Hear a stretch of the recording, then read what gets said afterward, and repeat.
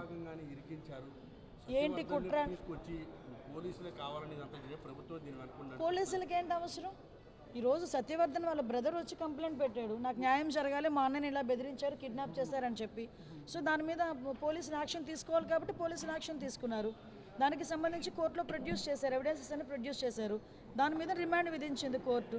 ఫర్దర్గా ఏమైనా మాట్లాడుకోనుకుంటే కోర్టులో మాట్లాడుకోవచ్చు. కానీ నేనేమంటానంటే ఇవన్నీ జరుగుతున్న నేపథ్యంలో బయటకు వచ్చి మాజీ సీఎం ఈ పులివెందుల ఎమ్మెల్యే బయటకు వచ్చి ఆయన తెగ బాధపడిపోతూ మాట్లాడుతూ ఉంటే 5 సంవత్సరాలు ఆ బాధ ఏమైపోయింది?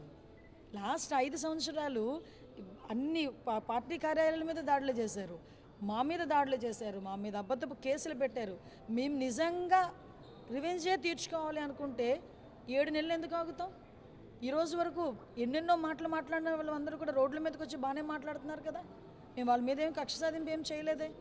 అతను సత్యవర్ధన్ తమ్ముడు కేసు పెట్టాడు, ఆ కేసుని బేస్ చేసుకొని ఈరోజు వంశీ గారిని అరెస్ట్ చేయాల్సి వచ్చింది.